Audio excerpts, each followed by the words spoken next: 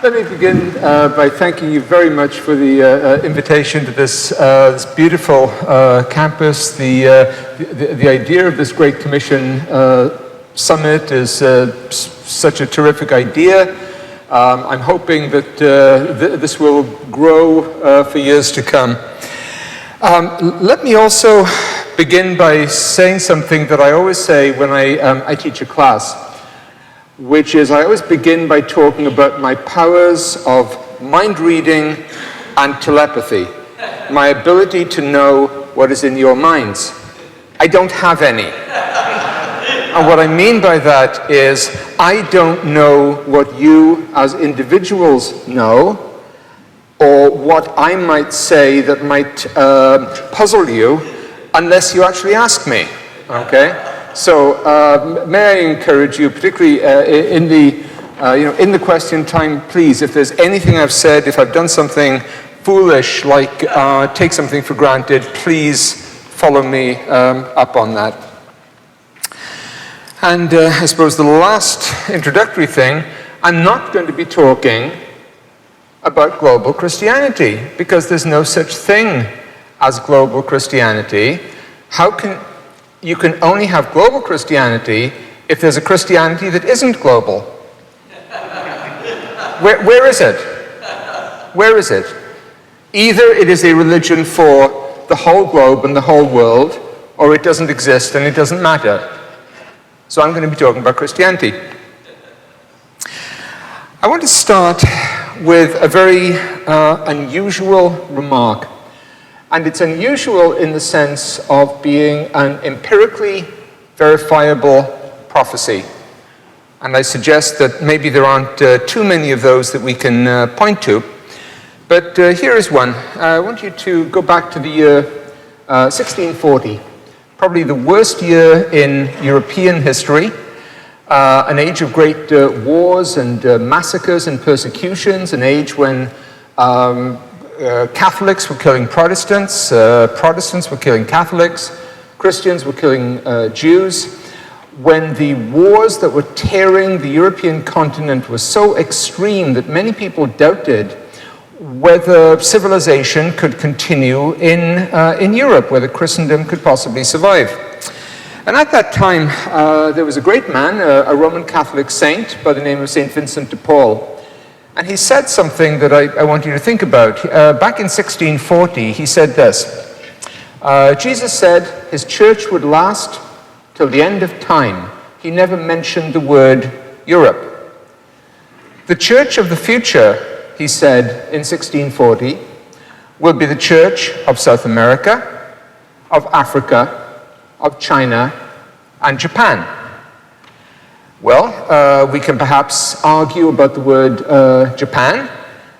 Japan certainly does not have a very powerful Christian presence, although it did produce maybe one of the greatest Christian novelists of all time in Shusaku Endo. But otherwise, I put it to you that, as the phrase goes, this prophecy has been fulfilled in your hearing.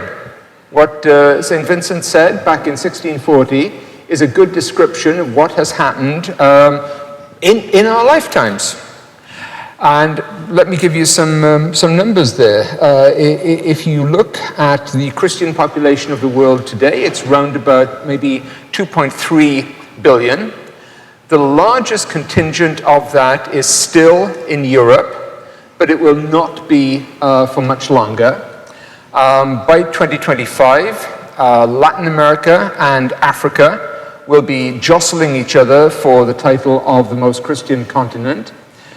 But in the longer term, by the time we get to about 2050, there really is no doubt Africa wins.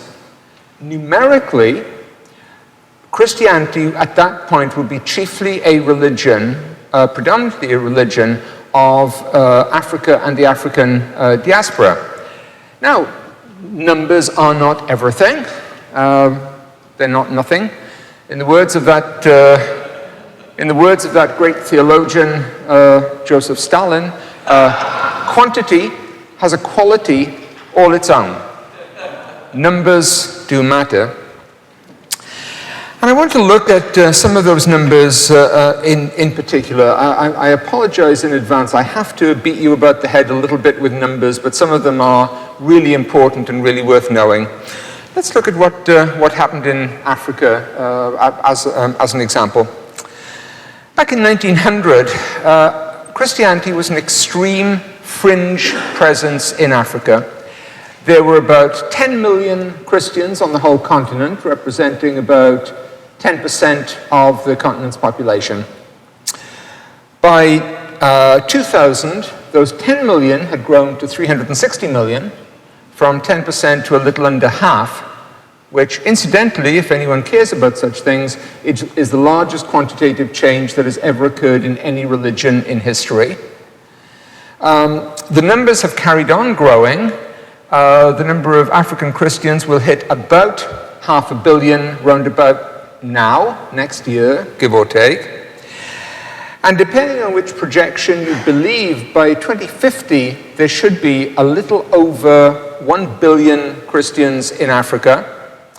The largest total for any continent, and the first time there's ever been 1 billion Christians on any continent. Now that's a revolutionary change. By that point, African Christians will make up about a third of the world's Christian population. And if I was to project the countries in the world with the largest Christian populations by that point, by about 2050, what does the Christian world look like at that point? Well, in no particular order, the head of the list would be the United States. As I say, followed in no particular order by Brazil, by Mexico, by Nigeria, the Congo, Ethiopia, Uganda, China, and the Philippines. What countries did I not mention? Well, Britain, France, Italy, Spain. Russia would probably be making a last appearance at that point as a European country with a Christian population in the top 10, but that would be its last appearance. So it looks very much as if the world's Christian population has moved decisively. You can look at this in a number of ways. You can look at what the novelist John Updike once said, which I know I'm quoting unlikely people not normally quoted on this stage, from Stalin to John Updike, but John Updike once had one of his characters say, "I don't think God plays very well in Sweden. God sticks pretty close to the equator."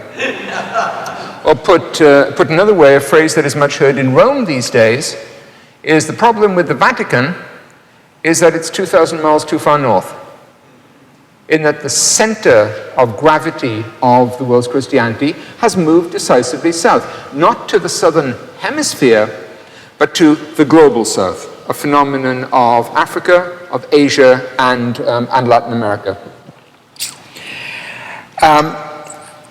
And if you can see what is happening there if you look at a couple of countries. And what is the story here? Is it a matter of people going out and making converts? Well, to a large extent, yes. But there's another very important phenomenon that maybe we don't pay enough attention to, and that is demography.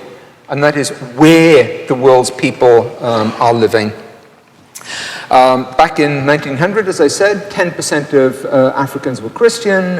Today that number is around half. That is a lot of converts. Arguably the most important thing that happened in Africa during the 20th century was about half its population moved from native primal religions to either Christianity or Islam, and they chose Christianity by a rate of about 4-1. However, it's not just a case of there being a larger share of the population. You're talking about a much larger population.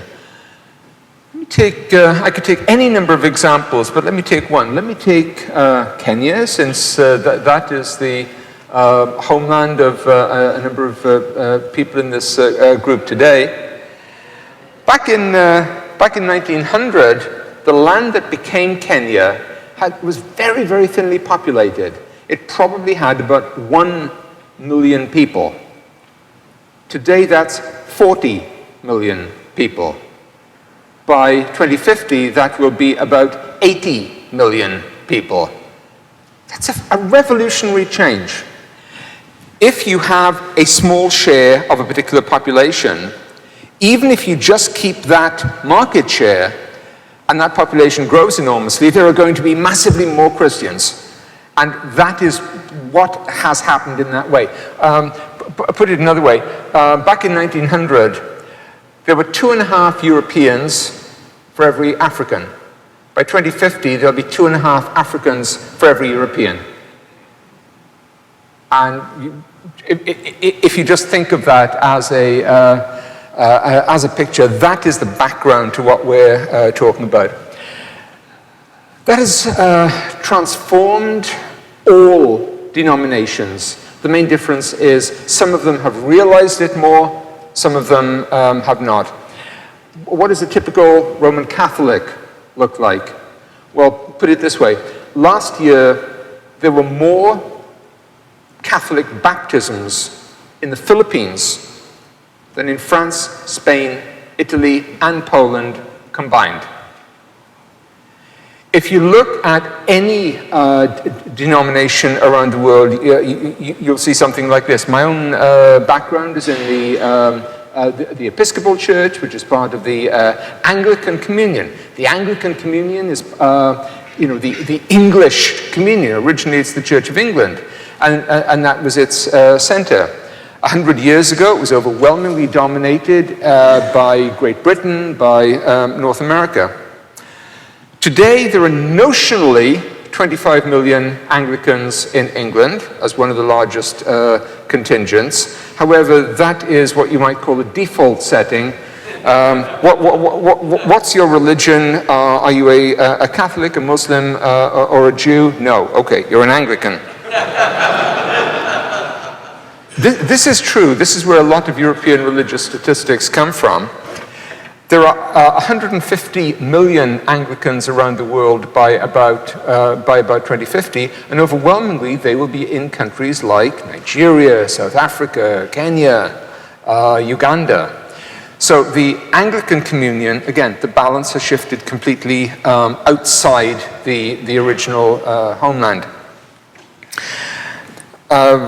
To take another example, I look at the Seventh-day Adventists, conservative Protestant denomination originated in the United States. In 1957, they had a great celebration because for the first time there were 1 million Adventists, overwhelmingly in the United States.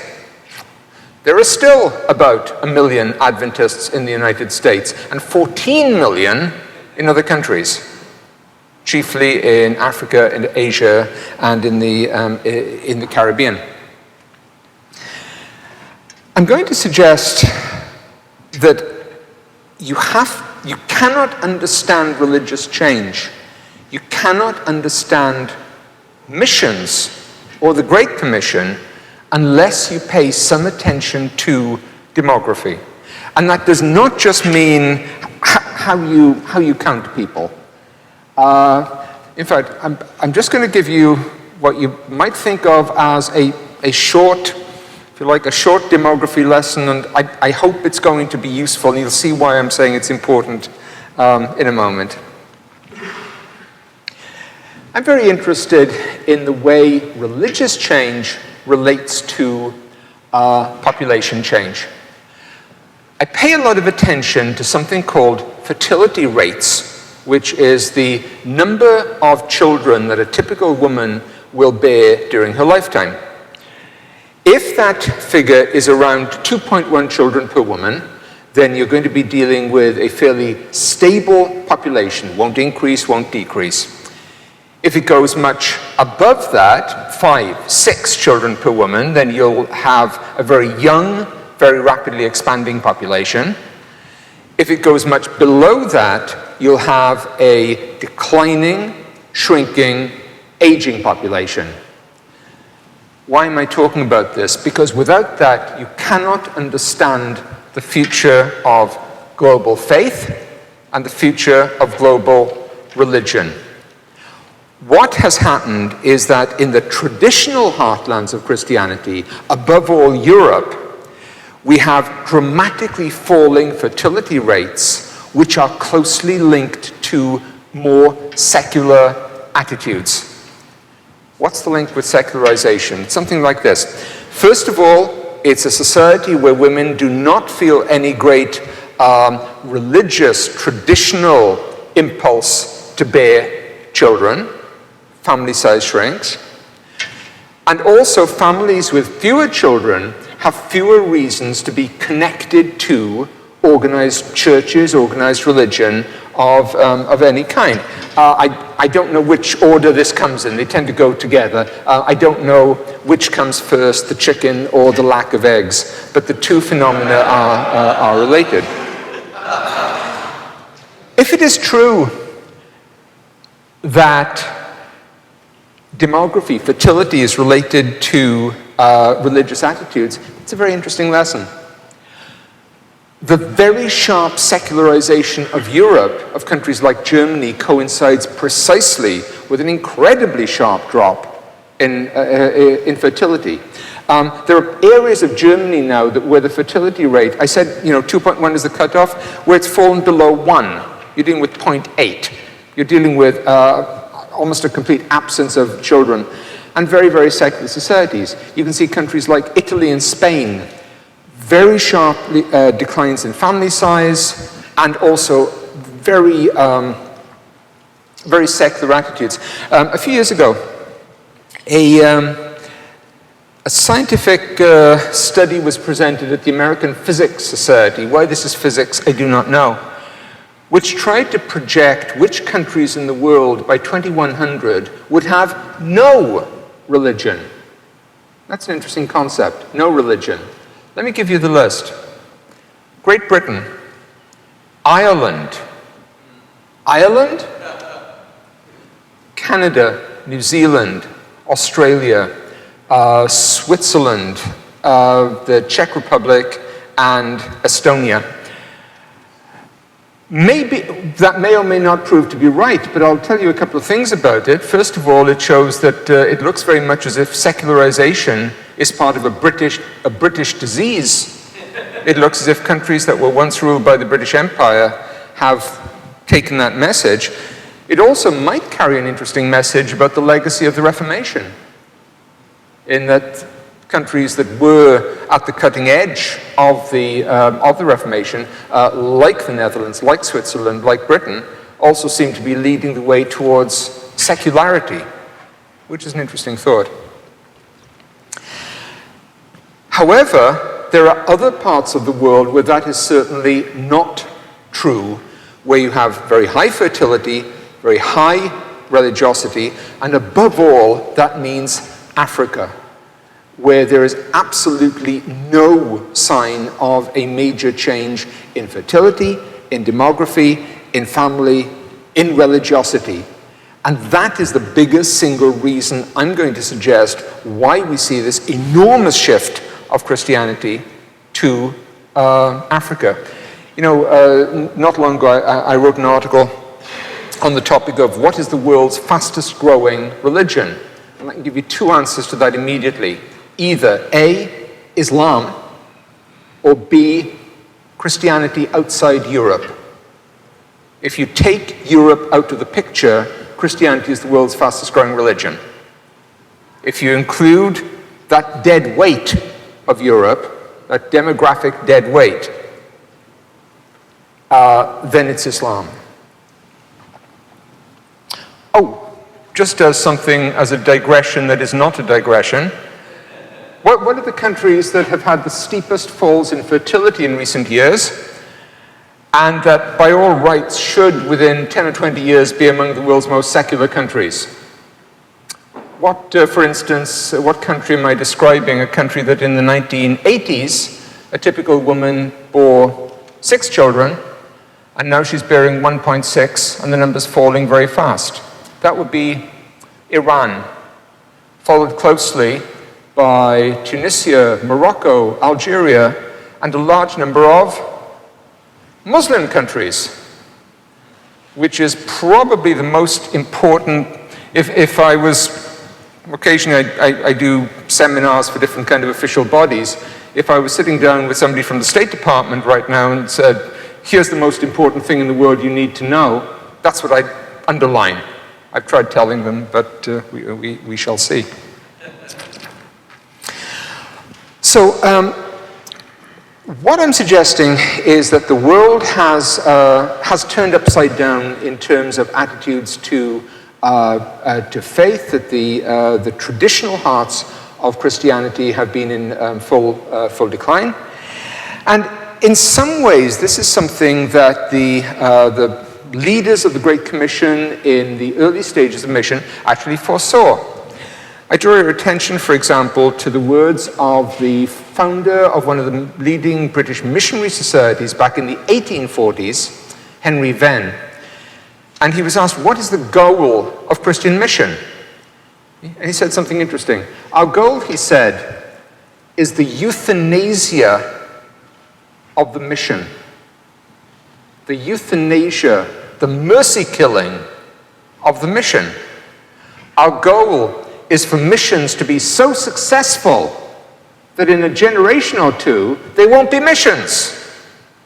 There'll be full-scale churches sending out their own missions. And again, that is something which we have seen.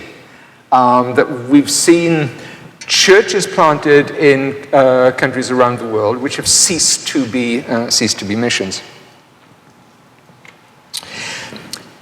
Putting these kind of trends together, if I was looking at the fate of Christianity in 2050 or the latter part of this century, I would have huge confidence in its progress, in its growth. I would not have huge confidence for its growth in any given part of the world. Europe, for example, I see signs of real major crisis, and I know I'm speaking in a Lutheran environment here. Those historically Lutheran countries are leading the way to a very advanced, very developed kind of secularization. And those are the countries which if I was expanding that list of the countries without religion, those are the ones I would look at. As I said, that's not picking on any particular denomination, any particular tradition. The Reformed countries are in fact far worse. The Anglican countries certainly have their problems.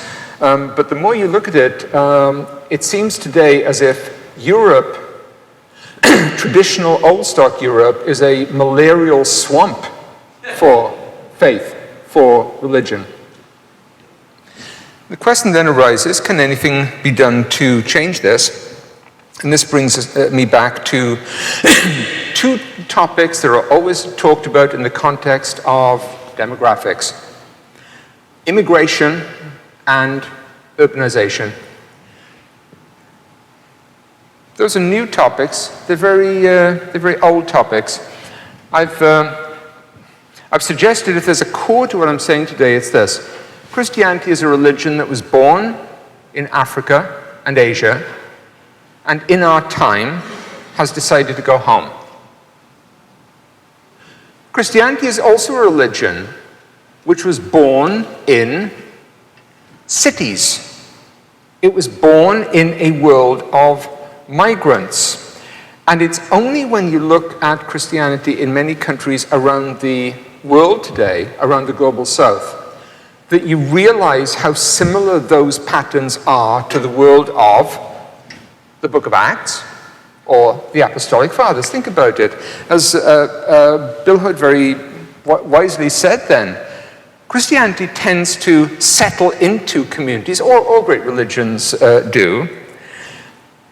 And what that means is, over time, Christianity lived in a world that was feudal, that was rural, that was agricultural. So religion came to be something that was tied to the church year. You have these great festivals through the year that are linked to the Ascension, and they're linked to seasonal times, they're linked to harvest.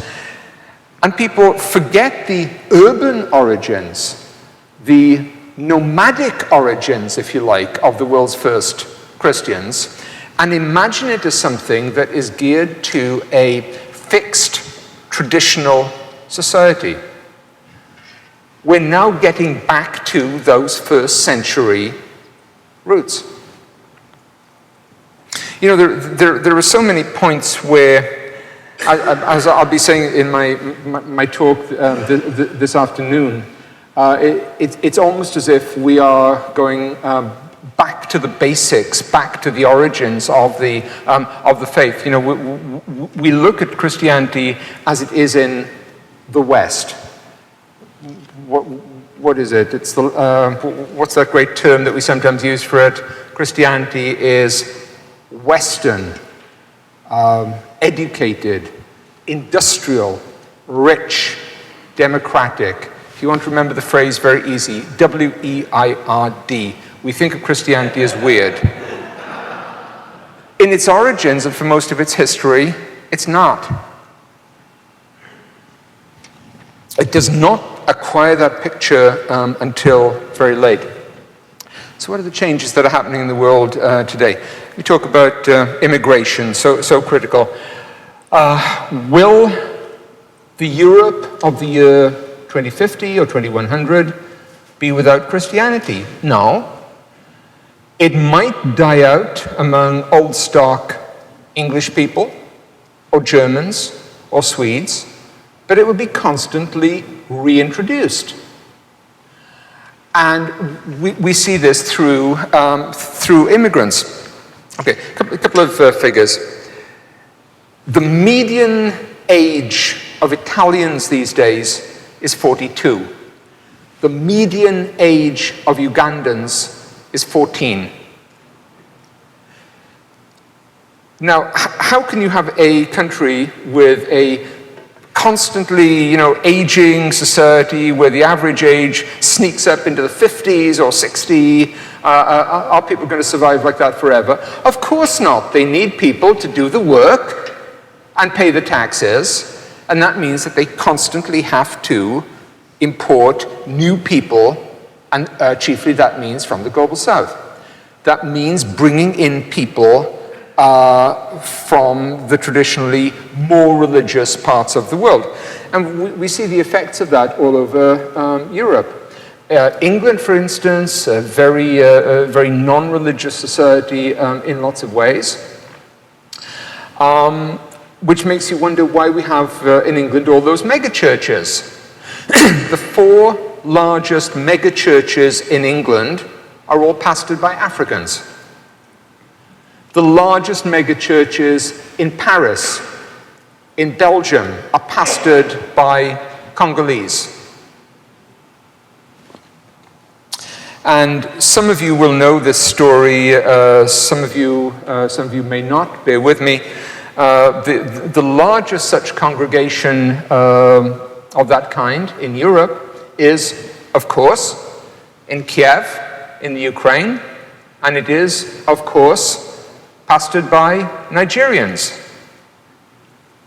There was a time when talking about a Nigerian church in Kiev almost sounded as if it was the opening line of a bad joke. But it's a true story and a very dramatic story, and it summarizes so much of what's happening. Back in the 1980s, the Soviet Union was still notionally preaching global Marxism, Leninism, and revolution. And what they did was they would import people in from Africa, from Asia, Latin America. They'd give them a university education, and then they would hope to send them back to their countries, converted to communism. It would help spread that influence around the world. One of the people they brought in was a Nigerian called Sunday Adeleja. In 1992, by 1992, the Soviet Union had collapsed. Mr. Adeleja, with a few friends, set up a church in Kiev.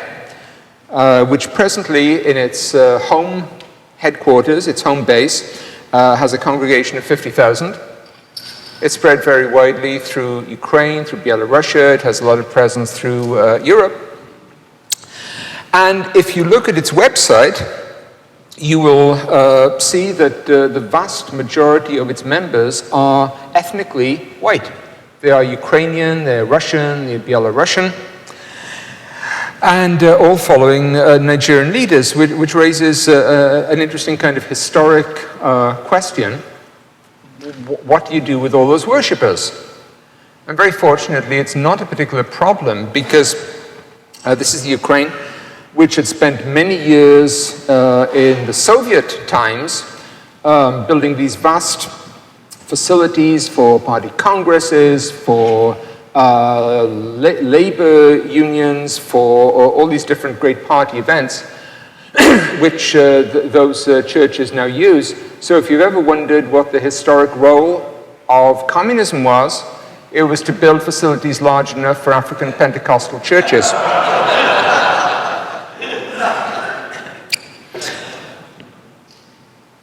I would suggest that what you see in Europe and the United States is two different models of the future of Christianity. What you see in Europe is a pattern effectively of replacement, not total, but substantially of replacement, where new churches come in and they become the churches, they become the heart of the matter. In the United States, however, the religious structures are so strong that different groups who move in become new strata, new levels. I can summarize this very quickly. If you ever go to Europe, you will see all these former churches, whether they're Anglican, whether they're Catholic, they've fallen out of use. And they have been demolished, they've been restructured as warehouses or stores or apartments or mosques. When a church goes out of use in the United States, it becomes a church. It usually becomes a Korean church or a Nigerian church, depending on where you are, an ethnic church. So in Europe, you see a pattern of replacement. In the United States, you see a pattern of diversity. I feel a little bit embarrassed to make the next comment to an audience like this that will know this story so well, but just let me do so. What has happened in the United States, as anyone in Southern California knows extremely well, is a vast increase in ethnic diversity and a vast increase in different styles of Christianity. If you ever want to read a very interesting book, there's a historian called Lisa McGirr, M-C-G-I-R-R. And she wrote a wonderful book, excellent piece of history, political history, called Suburban Warriors. She wrote it about 10 years ago. But the reason I recommend this is she is writing a study of society and politics in Orange County in the 1960s. And she's writing an account of a world in Orange County which was almost entirely white, ultra-conservative, near 100% Republican, and basically far-right conservative. And that's the world in Orange County in 1965. Let me say that again. That's the world in Orange County in 1965. And you look at the world today, and it's a different planet. And not to quite the same extent, but something like that diversity grows around the whole country. How far do churches take account of that? How far do churches take account of that famous phrase, majority-minority status? You know, it's sometimes said that there's a rule in politics that when a new ethnic group takes over in a particular community, there's about a 10 to 20-year delay before that is reflected in political control. okay? How long is the delay before churches take account of that? 50 years? They're way, way behind even the politicians. That's remarkable. So I would suggest that there are a number of things that we need to look at here. One is this issue of secularization. So many of you will have read stories about the nuns, N-O-N-E. You've seen this about the growth of people with no religious affiliation. You have to be very careful about this. Nuns in America and nuns in Europe are radically different. Nuns in Europe are nuns. Nuns in America, look at the follow-ups. Do you have any religious affiliation? No. So you're a nun? Yes. Did you go to church last Sunday? Yes. Do you pray every day? Yes. Nuns in America are quite religious nuns. America is a long, long way off anything like European secularization, and we see that from, as I say, demography, fertility rates, we see it across the board. We see an enormous divide between America and Europe. By the way, Canada, for these purposes, is emphatically part of Europe. Canada is a very European society. So, what then happens with this? How does that affect an institution like this? For me, the most important thing is it has a great deal of impact on the way people teach about Christianity. I've suggested that what we don't want is to talk about, we talk about the faith here and we talk about Christianity here. Oh, and there's a course here on global Christianity. No, it cannot be like that. It has to be integrated. And there are different ways of doing it, but for me, one of the most important is through the way we talk about the history of Christianity. As a historian, the most important thing you have to remember is this. All your students know everything in the world about history, okay, when they come in. What you have to do is to give them the right version of history to counteract that. Everyone has if you like, a mythical version of history, and I think that's true for a lot of our students in a seminary, in a religious college. They know, for example, that Christianity began in the Holy Land, that it spread west into Greece, into Italy, it reached France, reached the Rhineland, reached Britain, it reached Spain. In the early modern period, it made the leap to North America, but it was always westward. The course of faith takes its way, and then finally it reaches. I suppose it reaches California, and that's the end of the story. And roll titles and film at 11.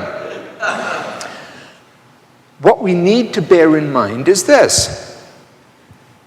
While Christianity was doing that, Christianity was also moving east and south.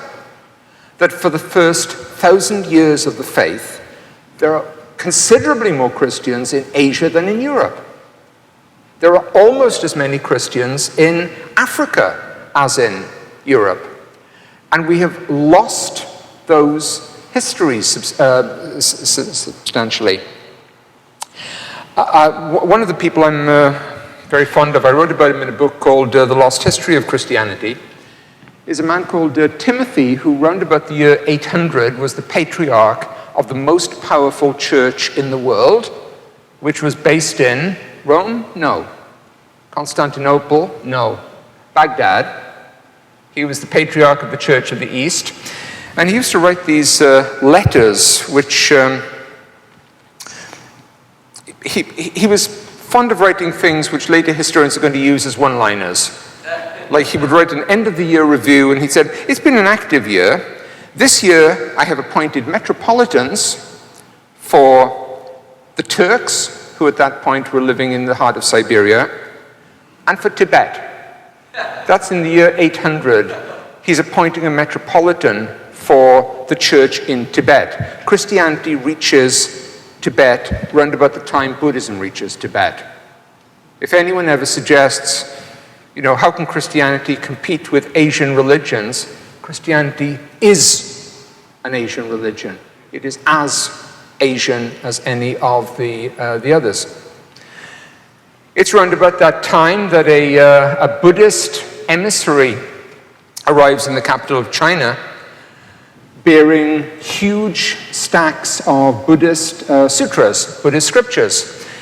He's a very able traveler, but he's a very bad missionary. Why? Because he doesn't speak the local languages. He doesn't speak Chinese, he doesn't speak Uyghur, he doesn't speak any of the languages he needs to bring those to the people.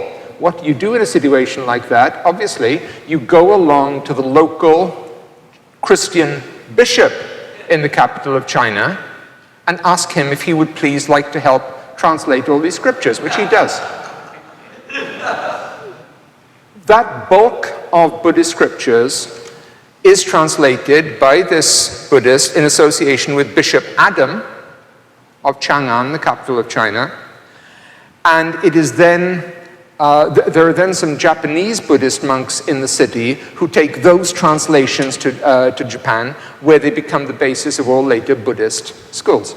I can, as they say, talk about this at great length, but the point I'm trying to make is Christianity is deeply rooted in Asia, arguably before it acquires anything like that kind of cultural depth in Europe. And its symbol is one that we need to remember, which is the combination of the cross and the lotus. And that's the symbol that it uses all the way through the Middle Ages. At the end of the Middle Ages, that church is substantially destroyed by a mixture of war, climate change, persecution. But please remember, Christianity continues to be a global religion. It never loses that global quality. Look, one date that everyone in this room knows, if they know nothing else, it's 1517. It's nailing theses on the door at Wittenberg. What else is happening in 1517? Well, a great Christian victory has just taken place at a battle called Douai just off the coast of India, when Portuguese Christians defeat a combined Christian, Muslim, Hindu alliance. The first black African bishop since the early church has just been consecrated in Rome. He's from the Kingdom of the Congo. That had Luther wanted, had he decided to devote his efforts elsewhere, he could have sailed to Christian territories in Africa, in Asia, in Latin America. And that is the point also around about 1517, when, remember, the Church of the East, that's when they open a new mission in Java. Please don't tell me that global Christianity is a new phenomenon. And I have not even begun to talk about that great Christian kingdom, that amazing survivor, which is the Kingdom of Ethiopia, which still today in its canon of scriptures includes an astonishing range of early Christian texts lost in the rest of the world, of lost, basically, Old Testament fragments lost in the rest of the world. If you try to tell the story of Christianity without taking account of Ethiopia, without taking account of India, of China, yes, of Tibet, you are telling a very limited and inaccurate part of the story. So what I'm not suggesting is that we should take these global elements and sprinkle them lightly on our existing story, add a global story and stir, or rather add a global story and sink. What I'm suggesting is we should be rethinking from the roots. We have to look at a Christianity which from its earliest days moves west and east and south. It never changes that. There is a period from about 1500 to 1900 when it is overwhelmingly a Euro-American religion. Some people rudely call that the North Atlantic captivity of the church. But we need to think in those terms, and I've obviously not begun to look at issues of theology, of literature, of so on, but you could look at what I'm saying in two ways. One is you could think I'm making very harsh criticisms of the way colleges teach. Not in the slightest. What I'm suggesting is that from the point of view of a Christian college, this is potentially the most exciting time to be working, because you have the opportunity to bring these rich insights and truths to our students, to bring them the world. So, as I said, I wrote a book called The Next Christendom. If you, there's one thing you might be interested in knowing if you actually open it, which is when you publish a book, there is a day that comes after which you send it to the publisher and you can no longer make any changes. And that day for me was a very important day. It was the last day of the old world, a day you will remember, September the 10th, 2001.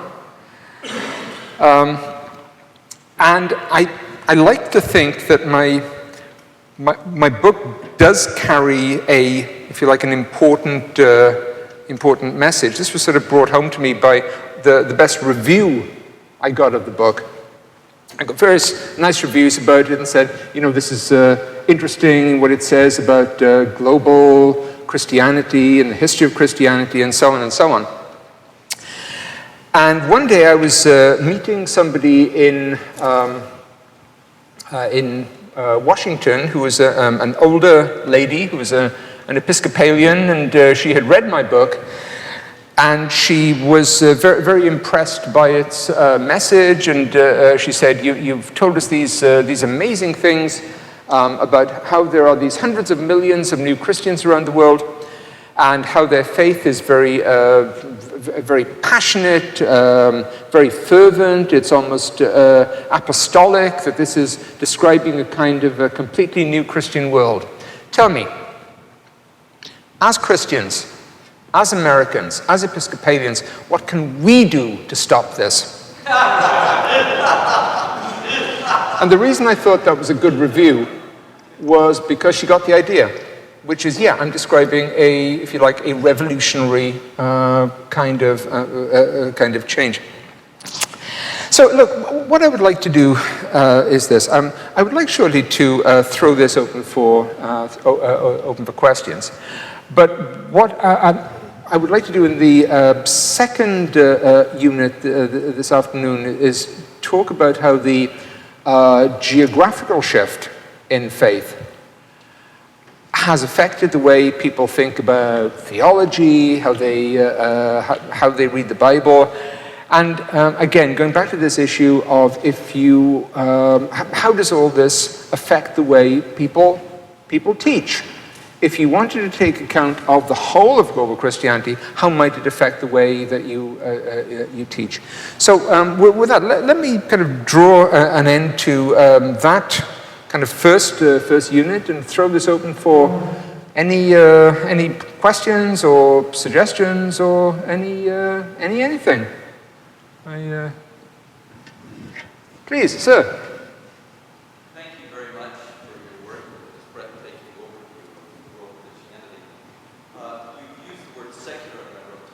Yep. And I'm sure you know that the secularization hypothesis is the values like that. Petersburg, for instance, have taken aim and said that it's failed.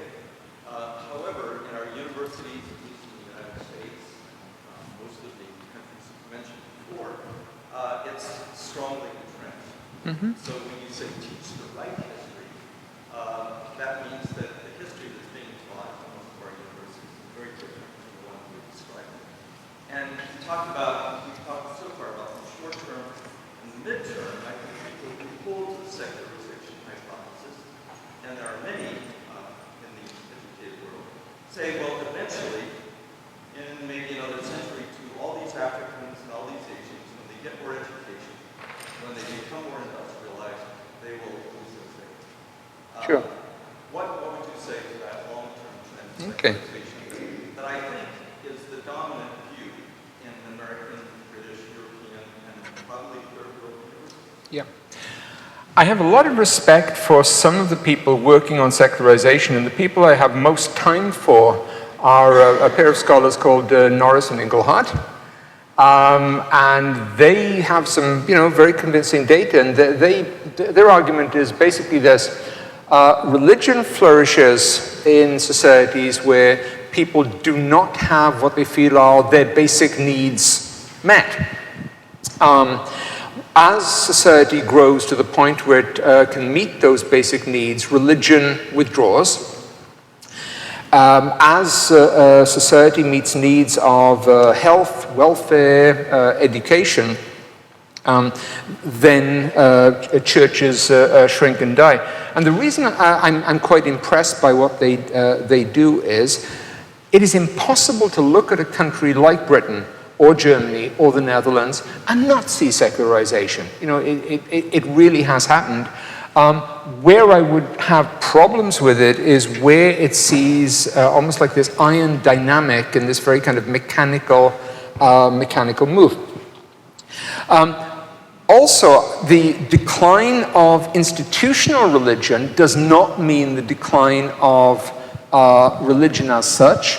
It does not mean the decline of supernatural ideas, supernatural views of the world. And it might be that what we're actually seeing even in countries like Britain and the Netherlands is a gap between the way the churches used to handle these issues and learning new tactics and devices to deal with these very new conditions. So I would not write off religion quite as thoroughly in that way. My best argument against the idea that, okay, give it a few generations and these new churches will move towards more secular attitudes. What I think we will see is a much greater diversity of attitudes. So you'll find some people who will become more liberal on some issues. They will break away. The existing church will become more conservative. So instead of a few churches, you'll get a great many churches, very much as happens in the United States or Europe. So we see greater diversity, but we don't necessarily see anything like the same kind of decline. The other thing I would stress is I look around the world at some of the most thriving mega churches, whether you're looking at India, Indonesia, the Pacific Rim, or indeed in the United States, and they're very clearly not targeting uneducated people who feel they cannot cope with society. Usually they're dealing with professional people, technically educated people, upwardly mobile people, and I think those are some of the best evidences against secularization theory, and that's very hard to take account of in something like a Norris and Inglehart approach. I could talk about this at great length, as I say, but I think the place where I see secularization most likely to hit the world in the very near future is in the Muslim world, much more than the Christian world. And I look at countries like Iran and Tunisia and Morocco and Algeria, and I see exactly the same kinds of shift in attitudes to family, to gender, and to organized religion that we saw in Europe in the 1960s and 70s, the only difference being that it's happening much, much faster. So secularization, yes, but it doesn't mean that Christianity dies and the other religions stand. It means that some other religions are also very sick indeed, potentially. Anyone else? Bear with me if I'm a little bit dazzled with the lights here. Please, yes. Yes, there appears to be a trade-off with secularization when it comes to the church, and that is what seems to me is a dumbing down of the church, where we shy away from dogmatics, systematic presentation of theology, and it becomes a very general presentation of Christianity. Do you see a place for a bold declaration of faith and a defense of a dogmatic presentation of theology still has a future in this coming world, or are we told to take a back seat? You know, I would ask you, I suppose, and this is a little unfair, which is to tell me a point in history where churches that operated with, if you like, a very dogmatic, intellectual style, actually did have the, if you like, the lion's share of the market. In the sense that Christianity has always operated on multiple levels of devotion, of presentation. You have a very, cerebral, intellectual style, but you also have, in European Lutheran churches, for instance, a lot of the appeal of those was offering seasonal practices and rituals of popular devotions, which the intellectuals in the universities might have looked down on very badly. So I think you'll see the full gamut always. The biggest difference, of course, is that the changes we are seeing in terms of religious change, growth of Christianity in some parts of the world, are coinciding with the greatest media revolution, arguably, in history. The only one I can think of in the past is basically the acquisition of reading and literacy 5,000 years ago. All great religious changes coincide with media revolutions. Christianity coincides with a shift to the Codex, the printed book. The Reformation, of course, coincides with the rise of printing. And what we're now seeing is a basic geographical shift in the faith, a cultural shift in the faith, which coincides with the decline of the printed book, the rise of electronic media, globalization of media, which is why I sometimes say that the changes that we're talking about here today are not just equal to the Reformation, they're more important than the Reformation in many ways. And if you want to see that, look at the very diverse ways in which people spread the faith around the world by very different kinds of method. Yes, you have books presenting, learned history and learned theology. But look at some of the popular means by which people spread the faith: by videos, by DVDs, by the use of television and computer technologies. So I think Christianity, its greatest strength is its ability to operate in all those different environments at once. And if you want to see how successful it is, look at how other religions scramble to catch up. Look at how, for instance, Islam is working very, very hard. Muslim authorities are working so hard around the world to try and catch up with what Christians do in the way of media and, pardon the expression, propaganda, using it in its original sense, spreading the faith. Christians do it very well. So is there your question was, is there a space for this? Yes, of course. Yes, of course there's a space for a dogmatic, intellectual presentation, but also for many others. Many different styles of approach work together. And that's how faith becomes global. Anyone, please, sir. You mentioned that secularization is part of the... Hold on one second, if I may. Yes, Okay. I'm sorry. So you mentioned that secularization is part of the British disease. Yes. My question to you is, I was paying attention, but I don't know if you actually defined the secularization.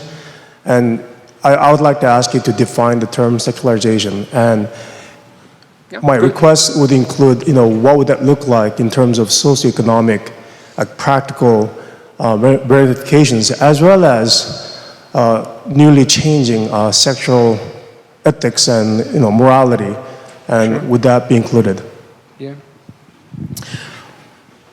To the best of my knowledge, and people in the audience might correct me here, I don't know if there's like a particular scale which says, at this percentage, at this proportion, we can talk about a secular society. But what I mean is rapid decline of people expressing belief in the supernatural, saying that God is important to them, that they are connected with organized religions, they're affiliated to organized religions, and also that religious bodies lose their influence in the public arena. Personally, I have always used the spread of same-sex marriage as a gauge of secularization. And I'm just not sure if I can still use that argument, but certainly that seemed to correlate very nicely in Europe and in Latin America, which tend to be the more secular societies that were the first to accept that institution. But that would be my definition: a rapid growth in those statistics. And where you would see that, as I said, is countries like, at the most extreme, Great Britain, the Netherlands, where religion just almost drops off the map, except as something that is re-imported. That would be I don't know what you think of that as a definition. Yeah, please. My question is about religious tolerance. Yep. Last week, a story about the Christian woman who renounced her Islam faith, thrown into prison, scheduled for death, and protests around the world. I finished your book, Lost Christianity. There were times when there was a lot of tolerance between the faiths, Yep. and a time where there was no tolerance between the faiths. And how do you read what might happen with her? That's my question. Yeah, I have no idea what the outcome of that particular case might be. It gets to the most sensitive area of interfaith tolerance. Tolerance as such is usually not a problem, in the sense of through history there are many societies where one religion gets on perfectly well and having another religion next door. Where you get the dangerous tensions is where you're talking about anything connected with conversion or apostasy. And before you say it, I know that in her case, she was not really a convert, that she really was a Christian. She was kind of labeled as a Muslim who had apostatized. I would see the growth of religious intolerance between Christians and Muslims, and may I add, and Hindus. Partly that is a gauge of the success of Christianity spreading worldwide, because it is upsetting so many traditional religious orders and establishments. Not upsetting in the sense of making discontented, but overturning those. And if you look at religious conflicts and riots and struggles around the world, so often they come back to two things. One is conversion, And the other is gender. That, for instance, you're in Nigeria, where a man decides he is going to convert to Islam and has decided that all members of his family will convert with him. The women, meanwhile, want to remain Christian. And so you get a religious struggle linked to a struggle over gender and patriarchy. And that is the situation where it becomes very explosive.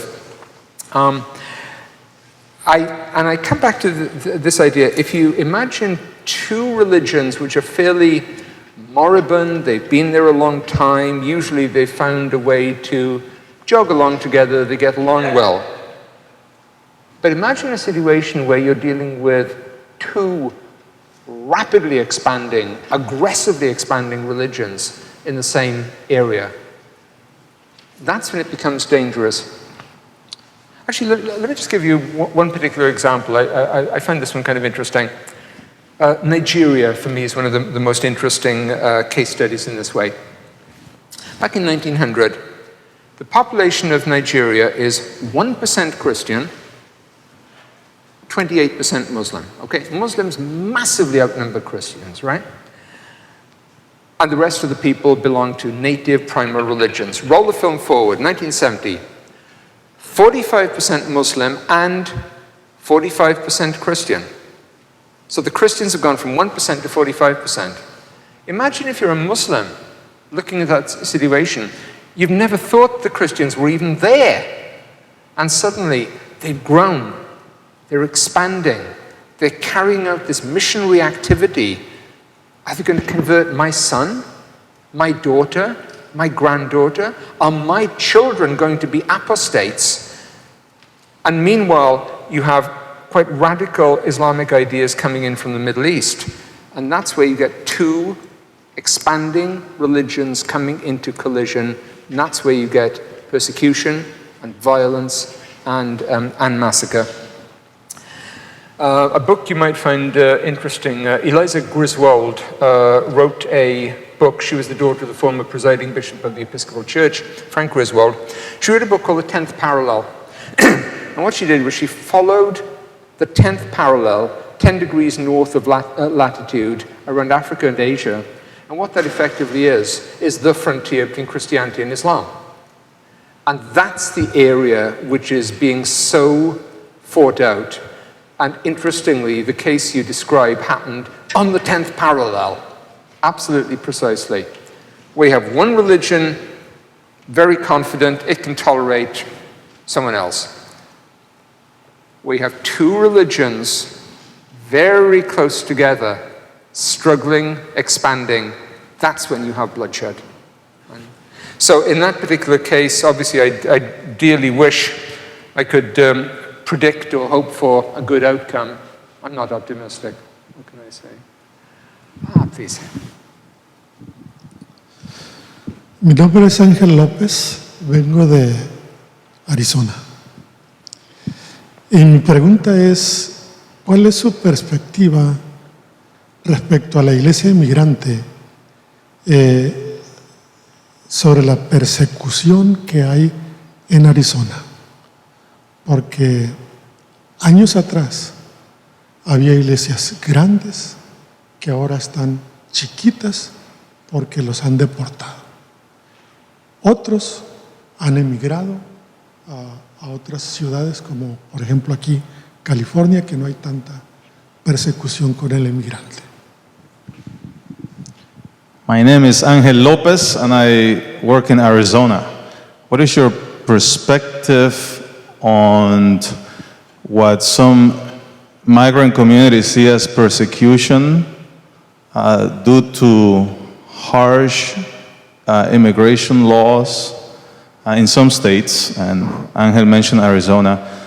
Some years ago, there were large immigrant churches, and they have decreased significantly in number because of what they perceive as a form of persecution.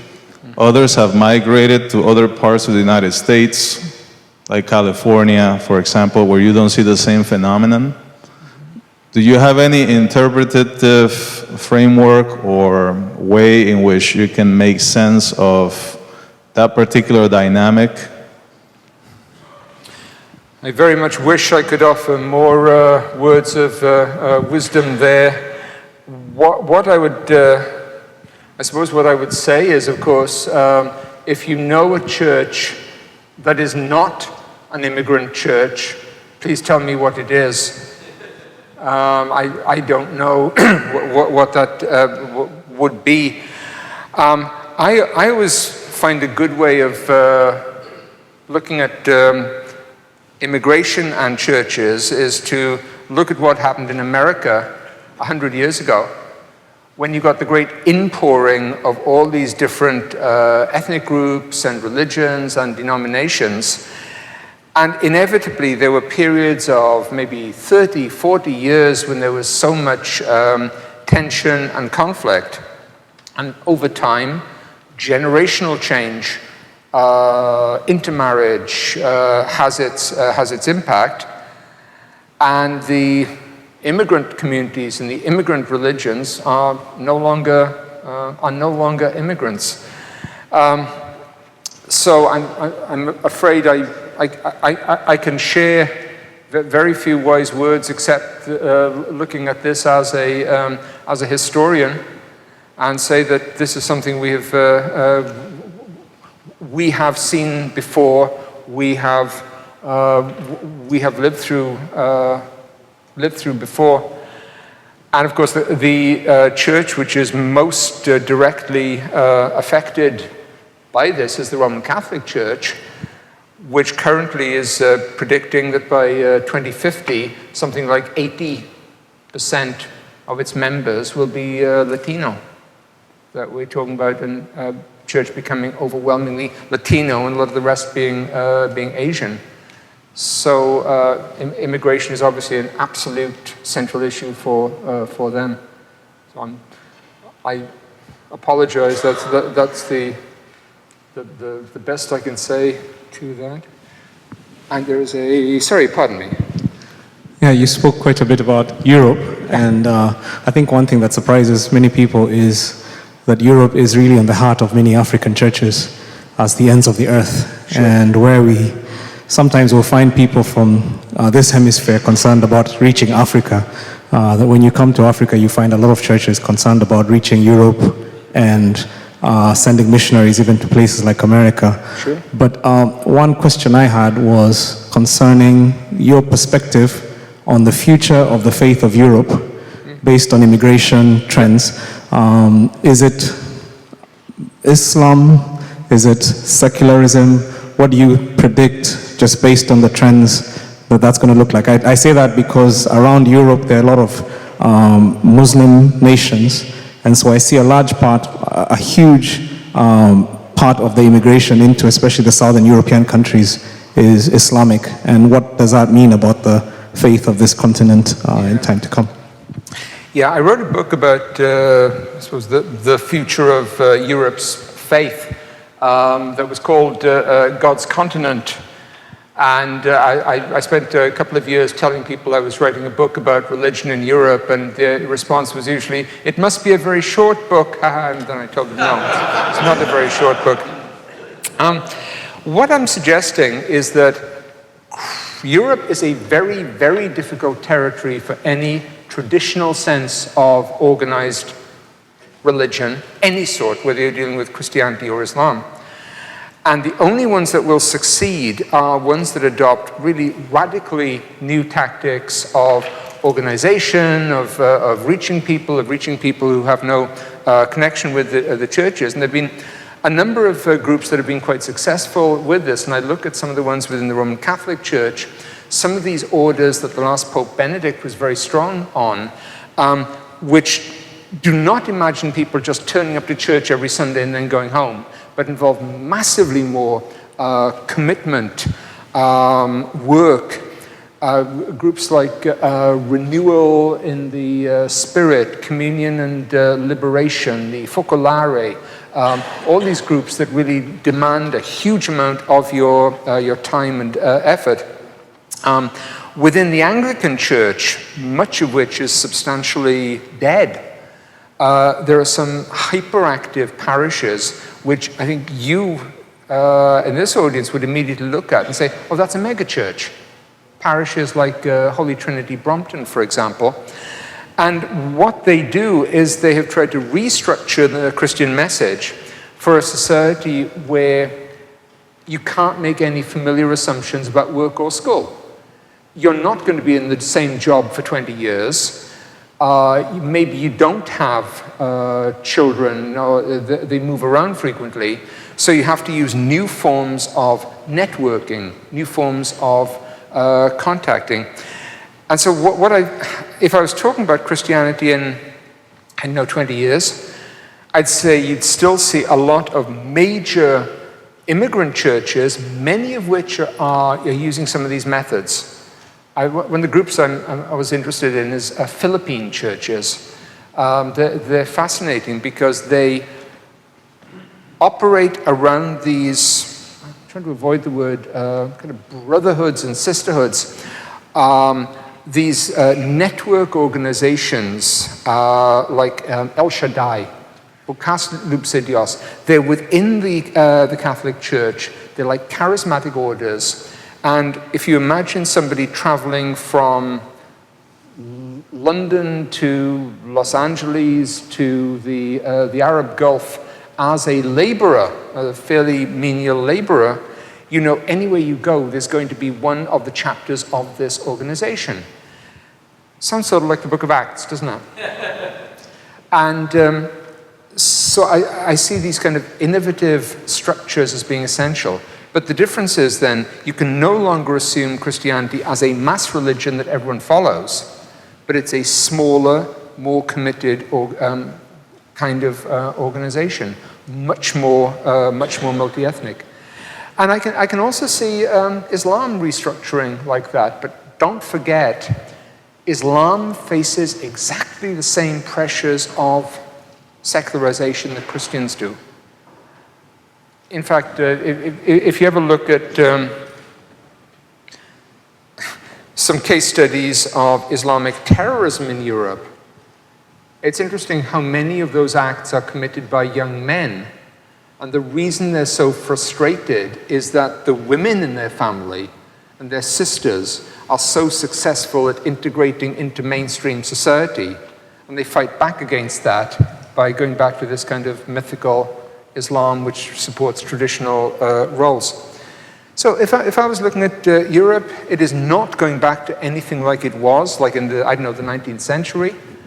I don't think the religions are going to die, but they're going to restructure in a fundamentally different way. And a lot of them are going to carry on as active Christian churches, but with attitudes on things like gender and sexuality that would really have surprised and maybe horrified their ancestors back in 1950. And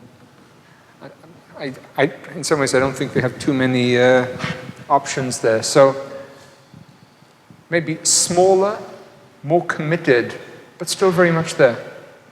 That's a quick comment. And your comment about different African and Asian denominations, you meet them everywhere. One I'm very conscious of is when I look at the city of Houston in Texas, which is, of course, the Nigerian capital of the United States. It's 100,000 Nigerians. It's also the center of countless African and Nigerian churches. It's a mission base for the whole United States. And I look at some of those denominations, like the ones I've written on, the Redeemed Christian Church of God. Very important Nigerian church, founded the same year I was born, and in much better health and condition, and in the process of becoming a global church. And I have to tell my story. I told this to one person last night, but this is sort of a good one. They're in the middle right now of the Redeemed Christian Church of God. Nigerian church is in the middle of opening up a camp. Do not think Boy Scout camp. Think huge place where you gather thousands, hundreds of thousands of people, like they do in Nigeria. And they're doing it at a place called Greenville, Texas. And Greenville, Texas used to be famous or notorious up to the 1960s, because when you drove in, there was a big sign welcoming you. And it said, "Welcome to Greenville, Texas, the blackest land and the whitest people." And that's now the capital of a Nigerian megachurch. And you tell me God does not have a sense of humor.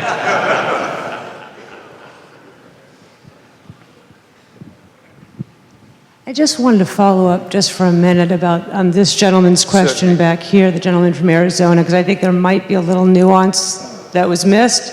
And it seemed to me that what he's speaking about is the relationship that we deal with in the U.S. with politics and the Christian faith, and particularly in Arizona, where they have been very proactive in anti-immigrant legislation. And I think that the betrayal that he's talking about is coming from when you have leaders who let it be known that they're Christian, or people who speak supposedly for the church in representing these kinds of positions, and how that harms people, not only the people on the receiving end of it, but then others who try and live out the Great Commission and find in the culture that we are perceived as not very loving people. Okay, fair point. It might be sort of who I look at, but I'm probably at least as aware of churches as organizing kind of opposition to such laws. And certainly, I mean, certainly in the mainline churches and the Catholic Church, they have, spoken up pretty strongly on that, as far as I can see. So, who would you be thinking of in terms of the groups you would think have done badly wrong in this way? Who would be the villains of the story, so to speak, among churches? Well, in his story, it would probably be the governor of Arizona, who's a Lutheran. Right. That would be a problem. Okay. In most cases, I'd say it's a lot of people who run for president, I mean, Okay. you have a lot of people who are claiming to speak for Christ on a particular political agenda, and that deeply colors the way people see Christianity in this country. So whether it has to be Christian or any other issue, Okay. Yeah, and see, I would draw a distinction between people who are speaking as individuals and as, if you like, the organized church bodies. And generally, I'm sort of quite struck by how most of, certainly the kind of mainline church bodies actually really differ from those positions quite strongly. But, I do listen. So should we take maybe one more question before we take a break here? Thank you. Thank you so much for your presentation today. And you've also helped me learn something, because I've had this notion for a long time, and I think many people from where I come from have this notion of Christianity being a foreign religion, and we want nothing to do with it. But you said something, Christianity is a religion that was born in Africa and Asia, and in our times it has decided to go home. Yep. And I think part of it deciding to go home is what Pastor M is saying. There's people in Africa who, and churches in Africa who are thinking of sending missionaries to Europe and sending missionaries to America and all these places. And so do you think as leaders, because you've said Africa and Asia and Latin America are going to play a big part in the future of Christianity. Do you think we as leaders are doing a good job of developing leaders that are going to lead this? And if not, what can we do to develop such kind of leaders? Thank you.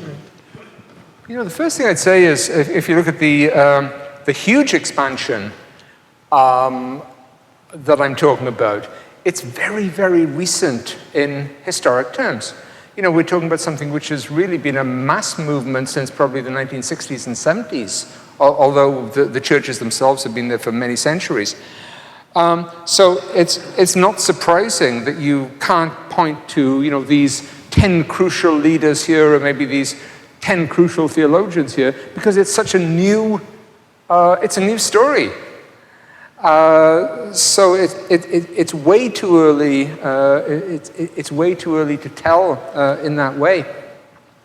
One thing is impressed me. I'll be talking this afternoon about some of the different ways of, I suppose, thinking about the Bible and thinking about theology in newer and older churches.